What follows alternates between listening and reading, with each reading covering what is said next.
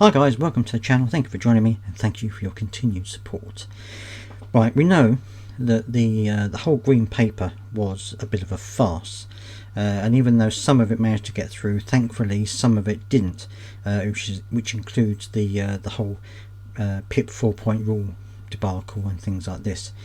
But now, according to the Canary, the DWP have admitted that there was one particular part of the process that they failed to do a proper impact assessment on. Now I don't think they did a proper impact assessment on any of it, but they have said that this group of people in particular were actually going to be worse off than they had predicted. So let's take a look at the article now and I'll show you what I mean. But just before I do, please do remember to subscribe if you're new to this channel, to help push the channel forward, and I'm trying to get to 10,000 subscribers by the end of the year. So if you haven't subscribed yet and you love the content, please do think about subscribing. Let's take a look at the article. Right, DWP admits to the Canary it failed to consider impact on 140,000 children in PIP cut plans. The Department for Work and Pensions failed to consider the compounding impact of its plans to cut personal independence payment on universal credit households hit by the two-child limit policy. Stark new figures obtained by the Canary show that in combination the two policies would have decimated tens of thousands of households. Ministers seek to blame its rollback on PIP for its failure so far to commit to scrapping the two-child limit. The revelation should serve as a major embarrassment for the Labour Party government. While it ultimately abandoned its core PIP proposals in the last-minute U-turn, it once again illustrates the point that the government's rushed attempts to ram through disability welfare cuts would have had devastating consequences, ones it utterly failed to account for. Worse still, in failing to assess the two in conjunction, it ignored the fact that more than 140,000 children would likely be hit by the two policies at once. The Conservatives brought George Osborne's austerity-fueled two-child limit on benefits into effect in 2017. The policy restricts households from claiming child tax credit or universal credit for more than 2 children, including those born after the policy's introduction.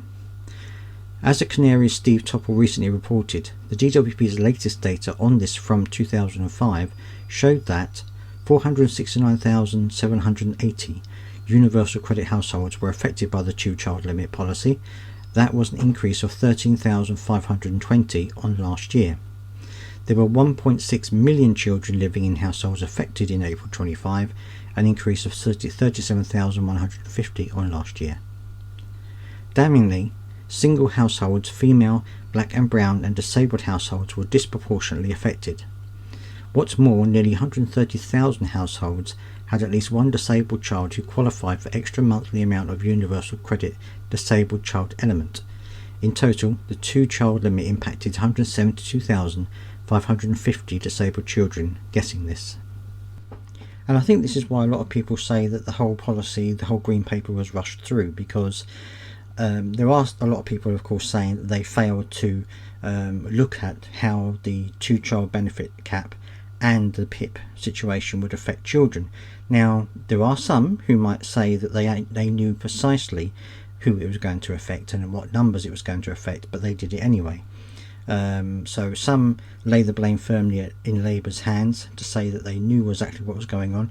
Others have said that they just didn't do the figures properly. Now, whatever you think, of course, is up to you, but I just believe that governments don't usually do anything without properly looking at the figures, how much money it's going to save them and things like that. So I'm pretty sure that they knew exactly how many people were going to be affected, how many children were going to be affected, and how many disabled children were going to be affected.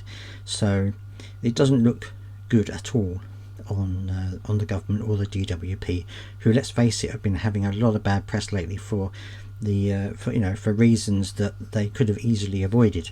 But let me know down in the comment section what you think, and I'll see you next time.